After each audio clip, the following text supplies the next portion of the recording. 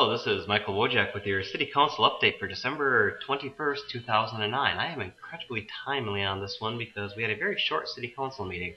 I guess I did about everything in my power to make the meeting a little bit longer than it was going to be, but there wasn't a whole lot of appetite for discussion, I think, and we were still done in about 27 minutes. So I'm going to go through about 5 items that came up.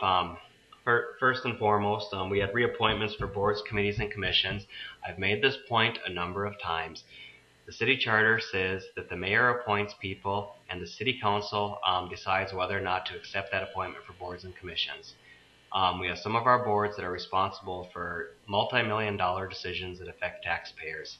Do you think that maybe we should look at the qualifications of these folks? God forbid talk to them. I sure do. And as has been my practice, I don't vote against people when we don't have the opportunity to talk with them, but I do certainly recuse myself from vote, and I make the point that I don't think we should be appointing people to these very serious boards and commissions without doing our due diligence on the council. The vote on that was 6-0 with me abstaining, so I've got a ways to go on that one.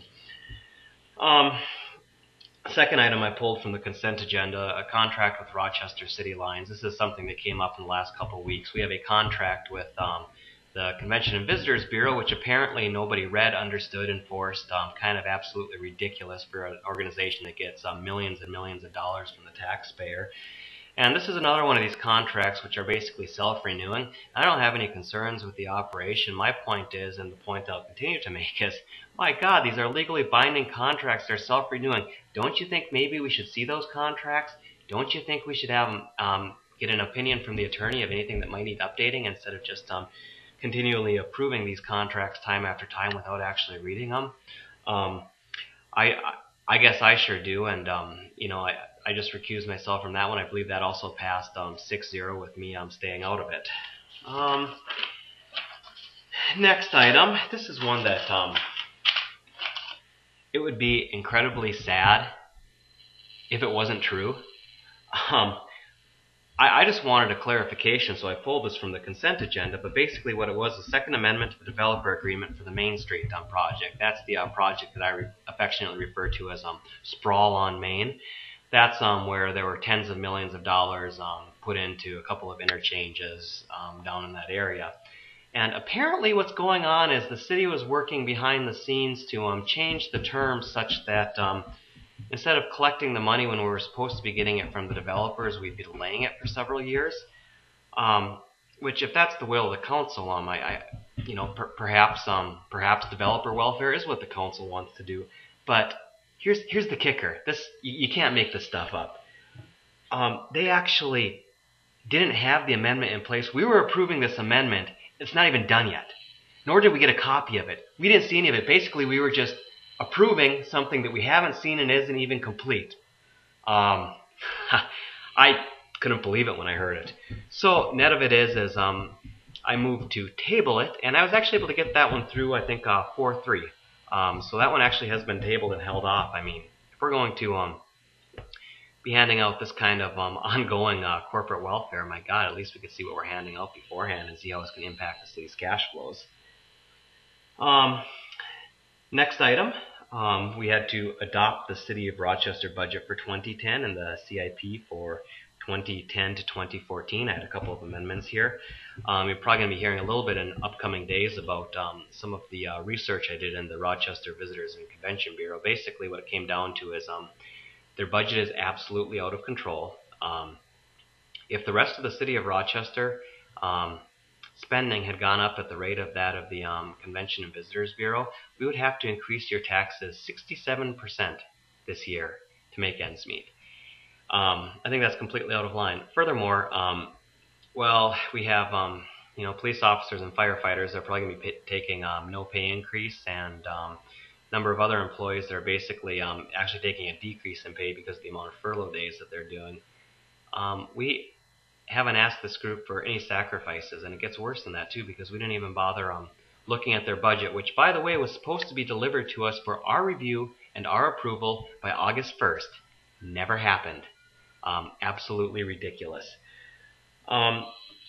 So I had a number of concerns, not the least of which is we don't have any oversight of this group. We have millions of dollars that go there. they have a self-appointing board that we have no control over. I've never seen this before, where essentially you have taxation without any representation. I mean, there is no government oversight of this organization. It is a self-appointing board that gets millions of dollars in taxpayer money, and apparently we're okay with that. So I propose that we basically strip that from the budget. And it's I made that motion. I didn't even get a second, so I was standing alone on that one.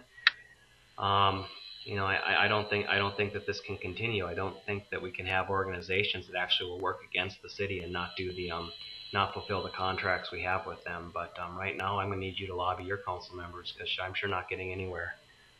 As ridiculous as that sounds. The other point I brought up is when we had our budget deliberations, we were supposed to be, today we officially were supposed to be approving our capital plan for 2010 to 2014, but I did point out that at the time we were having these discussions, President Hansen, who was presiding over the meeting, did not allow discussion on items from 2011 to 2014. So basically, we were in there approving a plan from 2010 to 2014, even though we weren't allowed to discuss the last 4 years. So I said we should only be approving the capital plan for the 1 year that we did discuss. I made that motion for that amendment. I did get a second on that one, but I believe that one failed 4-3. So there it is. We approved a capital plan that we didn't even discuss the last 4 years of it, and we approved millions of dollars to an organization that has no government oversight and hasn't met their end of the contract and hasn't provided us with a budget, which we have failed to approve. Yet we're funding them to the tune of millions of dollars. I'm not particularly happy about that, but you got to be talking to your council members, because they're the ones that are allowing this kind of thing to go on. Last item I'm going to bring up is we basically had to change a section of the home rule charter to basically account for something that we're already doing. Based on my earlier frustrations, I could have been a very difficult person and voted against this, and that would have made it 6-1, but that has to pass 7-0. And I think the reality is there's a real chance that would have essentially killed the Civic Center expansion in its place, or at least there was a potential to seriously harm its attempts. And I think that project, it's not really just an expansion, it's also a renovation, a badly needed renovation of some existing facilities that if we don't do it this way, we're going to spend millions of dollars in property taxes doing. And,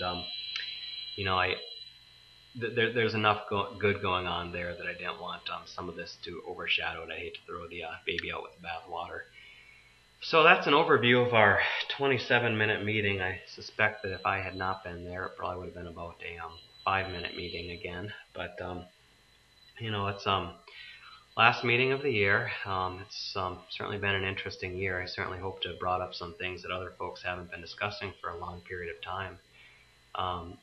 And at these points that I bring up are valid, then you take the initiative and you be talking to the council members, because some of these things that I propose shouldn't necessarily be controversial, and they should be common sense, and we should be doing them anyways, but we're just not right now. So I encourage you to be proactive and get involved, and always send me your questions. I'm happy to have them. Or that, I'll say Merry Christmas, Happy Holidays, and I will see you at the first meeting next year.